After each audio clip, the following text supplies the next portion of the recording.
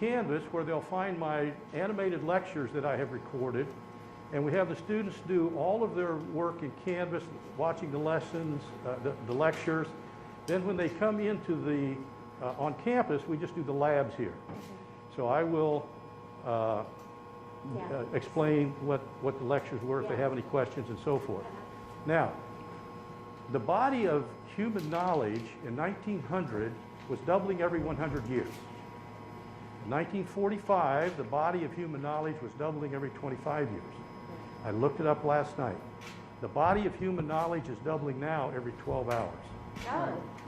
And our industry has taken that knowledge and built it into control systems and given us controls to work with so that we can make those systems more efficient so that we can be better stewards of our energy usage in this country.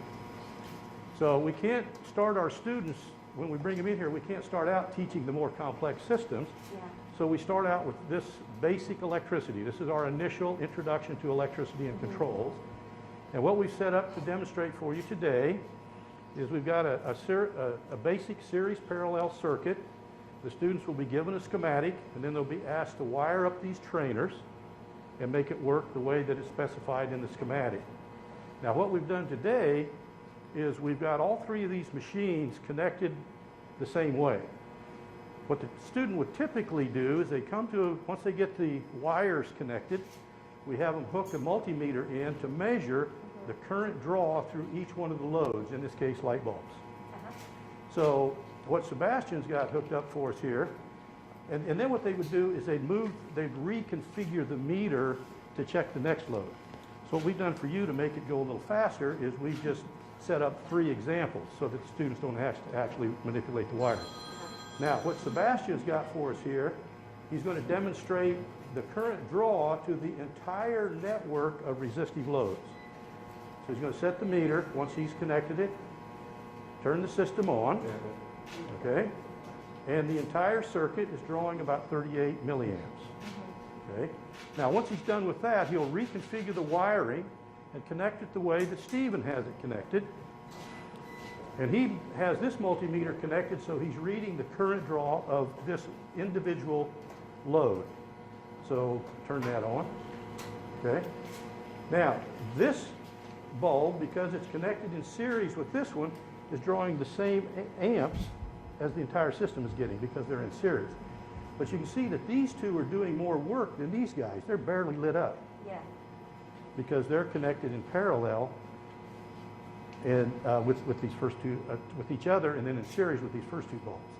So then we'll have the student measure, as Josh is going to do over here. If you'll turn that on for us, Josh. And what he's doing, wait a minute, turn the system on. Go ahead. So now he's measuring the current through one of these bulbs that's connected in parallel. Now this is important that the students understand how this works, because if you don't get the loads connected correctly, they'll fail. And also they could be injured. So it's very important that the students understand the science as well as how to use the instruments in our trade. And if they master these things, they'll have a durable competitive advantage in the job market. Yeah.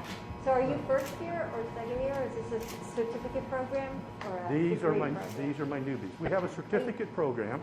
It's 3 semesters. We have a degree program that's 4 semesters. The certificate is 32 credit hours, and the degree is 62. So started. Dr. Martin teaches.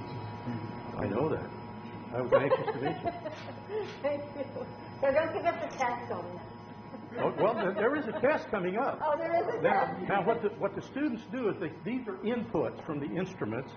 Then they'll plug those into the formulas that I have written on the board to determine the input, the power input to the mechanical system.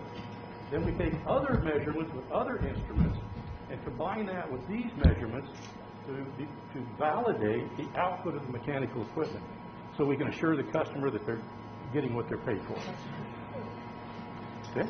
Yep. And that from 30,000 feet and 800 miles an hour is what we do in this lab. And you're going to get paid. I went to school with a fellow who graduated with me and did better on the SATs, could have gone to school, learned, couldn't do some electrician. a little bit. I was just HVAC, time of that. And I was a lawyer, and I saw him for lunch one day, and about after we'd been out of law school for, I guess, 4 years. I said, "How you doing, Joe?" I said, "Fine." He said, "What are you making?" I told him. He said, "He's making twice as much as I'm making." Well, the good thing is you guys will get jobs. I mean, that's the beauty of community college, right? You come out and you know you're going to get jobs. Now, Mr. President, do you know Eric Elliott? Yeah, Flies your Air Force Two? yeah. His brother is one of my students. Is that right? And he said to say hello to you. I'll be darned. Well, that's good. It's always a small world, right? It is, Yeah. sure is. You know, you talked about how quickly knowledge is doubling. You're going to see more advances in the next 10 years across the board in everything than we saw in the last 50 years. Not just electricity, across the board. in everything. Yeah. It's going to be staggering.